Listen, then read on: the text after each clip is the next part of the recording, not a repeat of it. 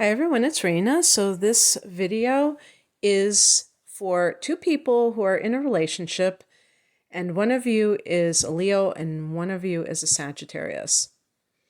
And this is interesting because Leo and Sagittarius are both fire signs, so they form a trine as two signs, which is considered the easiest angle. So that means that things are supposed to flow the most unobstructed energy, if you're talking about cooperative energy or what have you. So, at least on paper, this is supposed to be an ideal combination.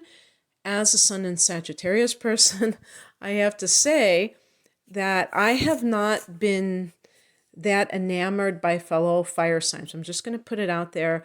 There are exceptions, and I certainly can feel an affinity for them, at least at a basic level. But in terms of like day-to-day kind of stuff, I'm not like that keen on fire signs, but I'm supposed to be, I'm supposed to be.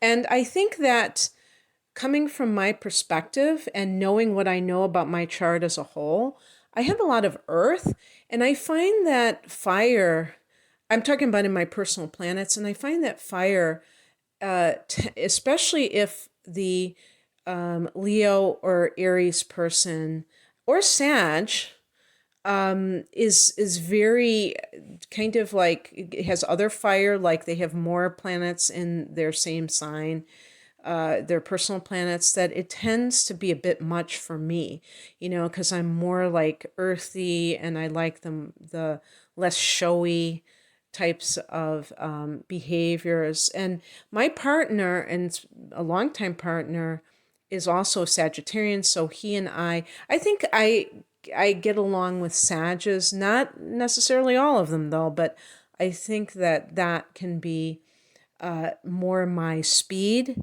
because Sagittarius is the last of the fire signs, so it's a winter sign, and therefore I think it's more contemplative than Leo and Aries. They're more in the springtime or in the summer, and they're kind of younger and they have more of that fiery temperament as far as I'm concerned. But I just wanted to put that out there. So if you're someone who is either a Leo or a Sagittarius and you're like me, and maybe you have a lot of water or you have a lot of earth, and you feel like kind of overwhelmed by other fire signs, and you feel like, okay, there must be something wrong with me. No, or astrology must be like completely BS. No, it has to, you have to look at your chart as a whole, and you will tend to see why they rub you the wrong way or they're just too much for you. But there are some great things that these two signs have in common. And one of them is that fire signs, I compiled this list in like 3 minutes or less because it's so easy to talk about these things. Fire signs are fun loving. So when you have the same element of fire, there's just this joie de vivre, however you pronounce it. There's just this joy for living itself. And this is very important because there are some signs that are more serious, and they're not necessarily like, like they hate life or hate fun or anything, but they feel like that's frivolous. And yes, I'm talking to you, Capricorn. But it's not like Leo is a sign that is a very hard worker to the point of being a workaholic. I wouldn't say the same about Sagittarius necessarily, but Leo can work hard and play hard, but they do love to play hard. So that gives you common ground. And when I say play, it can be very wholesome, it can just be, laughing a lot, doing things, having a good sense of humor, not taking themselves or life too seriously.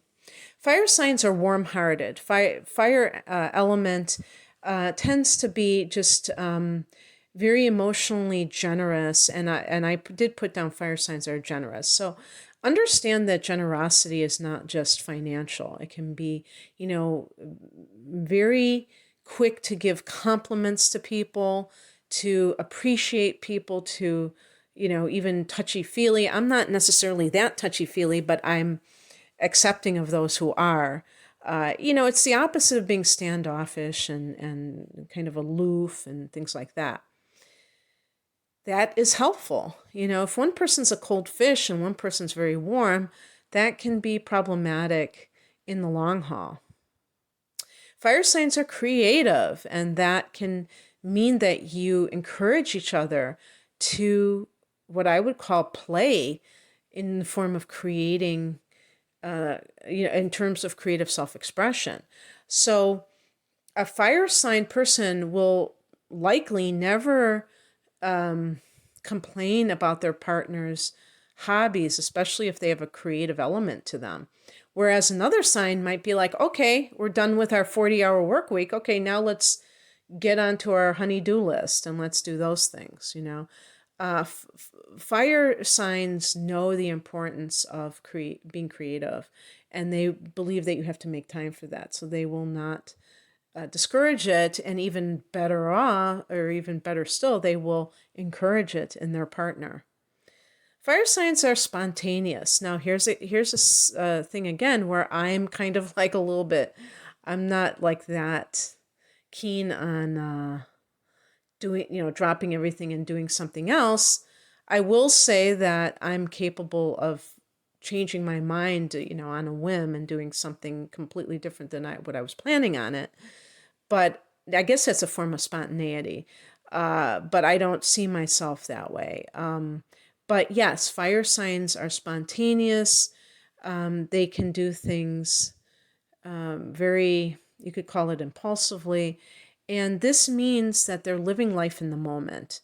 They're not just, I'm going to plan, a year ahead and tick off these things on my to-do list.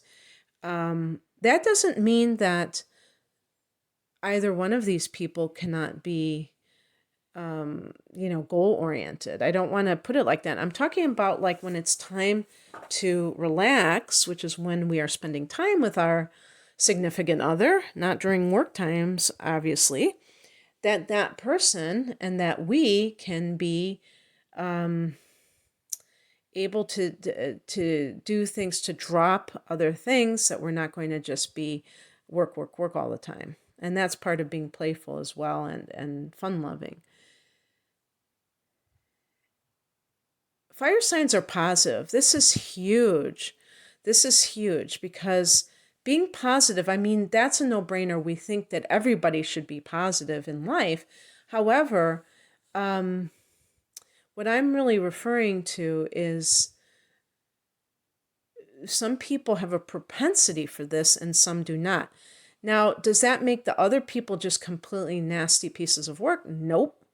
I mean, I'm picking on Capricorn, I guess, because I was talking about them being all work and no play, but bringing them into it again, a Capricorn person believes that they are realistic. They believe that that is being kind in life, is being realistic, not being pie in the sky, not, having all these, what they would consider to be, very wild dreams that, it would take a lot for them to work, and how are you going to get there? At the very least, a Capricorn or a Virgo type of person who sees themselves as realistic, or maybe even like a Cancer who's very cautious about doing things.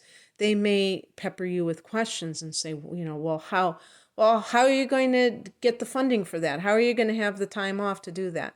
They're going to ask you those kinds of questions because they feel like you're being impractical. That's something that I could say, that both of these signs, well, I'll get to the challenges, but we need, positivity doesn't mean impracticality. It just means that you have a can-do approach to life. And that is very important. And just how you choose, the glass half full of every situation. If you just are pessimistic and you're a complainer, you always are, like that, that can be kind of a drag for a more positive person. In terms of Sagittarius, how they can rub Leo the wrong way, Sag is very changeable because Sag is a mutable sign. And mutable signs, are not set in their ways. They can change. And the Leo person, being a fixed sign, might feel almost unnerved by that person, maybe a bit unmoored, if that's a word. They feel like that person is, making them unstable. They sense instability with that person, and that can be troubling to them in some way, or just concerning. Sag needs freedom, and Leo this is the thing, a balanced Leo is a confident Leo, but you don't always get those balanced types. And so the imbalanced Leo, or unbalanced Leo, if that's even a word, is going to be more insecure, but it's like really it's insecure almost at a comical degree, because they will want the Sag to revolve their life around them. Leo is ruled by the sun. The sun wants to be central to everything and everyone. And this is going to be, again, a Leo that is not balanced. Sag tells it like it is. Sometimes this is a blunt speech. I would say Leo might be the same way, although I think Sag can definitely put their foot in their mouth a lot more than Leo. And because Leo, well, I don't want to get into that because that can be Sag too, but I think that Sag believe, honesty is connected to Sag. So they might think that honesty is the best policy no matter what. And I think Leo I think out of the two signs, I would consider Leo more generous, more warm than Sag overall. Maybe again because it's a summer sign, and because it's ruled by the sun. There's just this warmth that comes out of Leo that can really make the Leo person, when they are balanced, very kind-hearted, generous, and noble. So they would not stoop to petty criticisms. If a Leo person, though, has, they can have inner planets in Virgo very easily because it's an adjacent sign. So that can kind of, especially if they're not operating at the highest level, they can be quite critical for sure. And that's where we get into the Leo part of this. Leo can be dictatorial, a petty tyrant. That was a term I got from the late Dr. Wayne Dyer. Where the Leo person, if life is not working for them, if they don't feel successful enough, that can be I actually think that can be quite dangerous, even more so than a Sag. And I'm not saying this because Sagittarius is my sun sign. I can very easily talk about negative traits in Sag. Sag's negative traits, though, are more tied to, because Sag is ruled by Jupiter, it's more tied to preachiness. Other people can see that as arrogant, but it's more of, maybe hypocrisy, where it's like they're preaching what they're really not exemplifying. Being overly confident that something's going to work out. So just this rash quality and things like that. With Leo, there can be more of this arrogance that is that classic arrogance and actual tyrannical behavior, bullying behavior. And I think this is because Leo because it's ruled by the sun, it's very,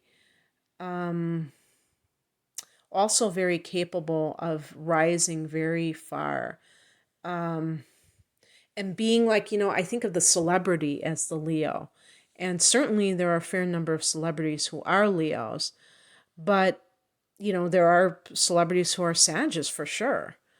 But I just think that Leo wants that attention more than Sag does. And so that can lead to behaviors that are, that really can create problems for other people, because I think Sag is more independent in a way. They don't need that type of attention that Leo does. So I put down here competitive issues, and I think that Leo is the one that might be the more competitive of the other, quite frankly. And again, it's because Leo wants to be the center of the universe, that attention whore element of the lower vibing Leos. And I think that Leo can be possessive, jealous. Again, the ego getting out of control. Not going to be true for all Leos. The well-balanced Leo is a beautiful thing to behold, because they are going to be the best of everything. They're going to be very talented. They're going to be very humble. Or they're going to be very, I was going to say humble bragging, but no, they're very noble. So they can accept their, brilliance in a very humble way because they're noble. And super generous. And both of these signs, because they're fire signs, I think it can lend itself to a certain impracticality. And that can mean that they bring out the worst in each other, because they might encourage each other to do things that are very risky, not necessarily viable. And, lately there's been a lot of this, dream big and blah, blah, blah. But, dreaming big is great, but you have to have something to back it up. You can't just dream big and expect something to happen. There are a lot of dreamers out here, but you got to back it up with doing, and it has to be doable. So there's my Earth coming out, I guess. And they're both self-directed. I would say self-possessed, if I'm thinking of the right word, where they don't really, both of you do not need the other to kind of, I don't know how I would say it, like prop each other up. You're very independent. And that can be a great thing, actually, because I should have put that on the plus side. But what can happen sometimes is that you're so independent that you can just be doing your own thing, and then you're not really a couple that much, and you're drifting apart from each other, maybe traveling for work or for your own interests, and you just kind of drift apart. And it might not even be full of animosity. It just might be how it goes, how the cookie crumbles, So in any case, oh boy, I used that. That's a blast from the past term, isn't it? I remember that from the 70s growing up. So anyway, that's what I have for you guys. I hope that you resonated with it. And if you are interested in compatibility analysis, I love doing those. Those are fun. But I have all kinds of astrologically based readings. You can find out more information at the link below. Thanks for listening. Take care. Bye.